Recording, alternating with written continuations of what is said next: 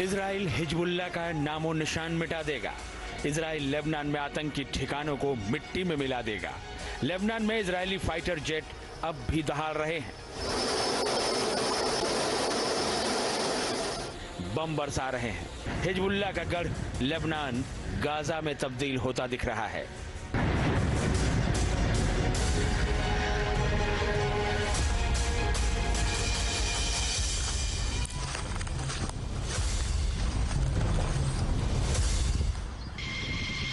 सौ एयरक्राफ्ट और 120 टारगेट ध्वस्त।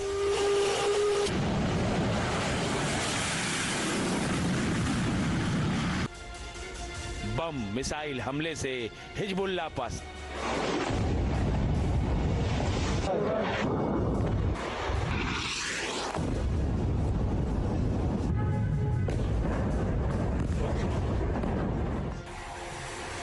इजराइल के फाइटर जेट लेबनान का भूगोल बदलने पर आमादा है।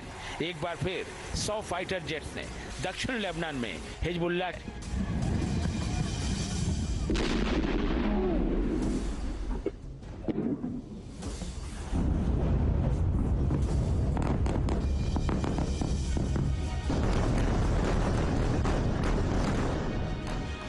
ये विमान करीब 1 घंटे पर बम बरसाते रहे।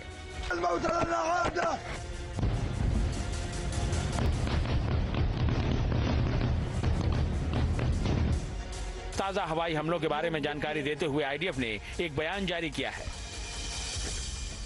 אנחנו מאוד נחושים לייצר את התנאים הביטחוניים שמחזירים את התושבים לבתים, ליישובים, ברמת ביטחון גבוהה, ואנחנו מוכנים לעשות באמת כל מה שנדרש כדי להביא את הדברים האלה. אנחנו כמעט שנה, לאורך כל המלחמה, आईडीएफ के मुताबिक ये हवाई हमला हिजबुल्लाह के कमांड एंड कंट्रोल और फायरिंग क्षमताओं को नष्ट करने के लिए किया गया। अब तक किए गए हवाई हमलों में इजराइल ने हिजबुल्लाह को भारी नुकसान पहुंचाया है।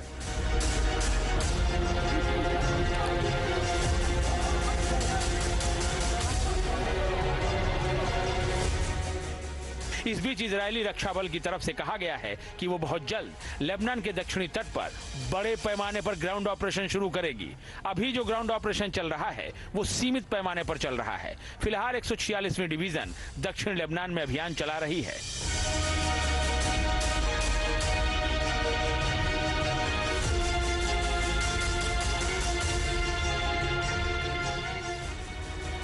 एक 146वीं डिवीजन उत्तरी क्षेत्र में हिजबुल्लाह के खिलाफ चल रहे ऑपरेशन के हिस्से के रूप में दक्षिणी लेबनान में संचालित होने वाली पहली रिजर्व डिवीजन है। इस डिवीजन ने दक्षिण पश्चिम लेबनान में हिजबुल्लाह के आतंकी ठिकानों और बुनियादी ढांचों के खिलाफ सीमित और टारगेटेड हमले किए। इजराइल ने दक्षिण लेबनान में अपने ग्राउंड एक्शन का विस्तार करना शुरू कर दिया है। इस इलाके में कार्रवाई कर रही आईडीएफ की 146वीं, 91वीं, 36वीं डिवीजन अब 98वीं डिवीजन में शामिल हो गई है। यह डिवीजन आमतौर पर संपूर्ण इजराइल लेबनान सीमा की सुरक्षा करती है। आईडीएफ की इस यूनिट को बेहद खतरनाक माना जाता है। 98वीं डिवीजन को पैराट्रूपर्स डिवीजन के नाम से भी जाना जाता है। इसकी स्थापना 1974 में योम किप्पुर युद्ध के बाद की गई थी। इसका मकसद लेबनान और सीरिया से आने वाले खतरों से इजराइल की रक्षा करना था। यह elite reserve infantry division Israeli सेना का हिस्सा है।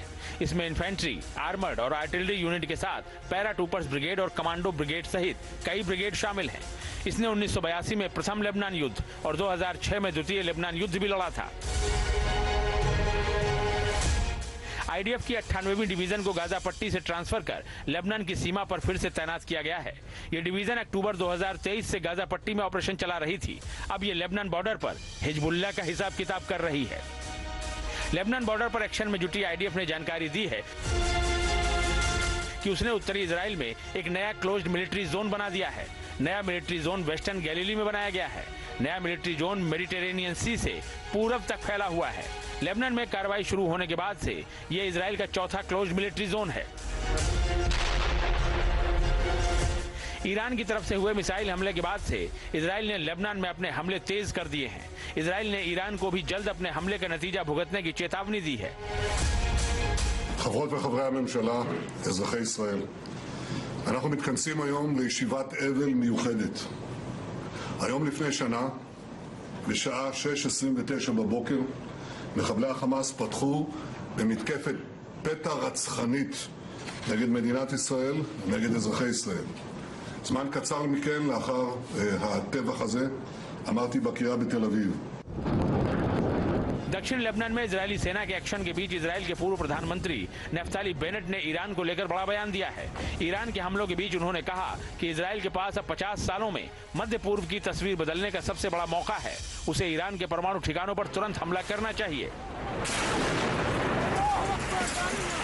עכשיו, כשזרועות התמנון הטרור האיראני, חיזבאללה וחמאס, הזרועות החזקות ביותר, הן ממש מוחלשות, יש לנו לראשונה את היכולת לפעול כנגד איראן, בלי לחשוש מתגובה איומה ובלתי נסבלת. בידינו לפגוע קשות בגרעין האיראני שמטיל צל כבד על עתידנו. ईरान पर इजरायल कब हमला करेगा ये तो फिलहाल तय नहीं है, लेकिन जो तय नजर आ रहा है वो ये कि उसने लेबनान में घुसकर हिजबुल्लाह के गढ़ को मिट्टी में मिला देने की ओर कदम जरूर बढ़ा दिए हैं और ईरान के सबसे ताकतवर प्रॉक्सी के खात्मे की उल्टी गिनती शुरू हो गई है।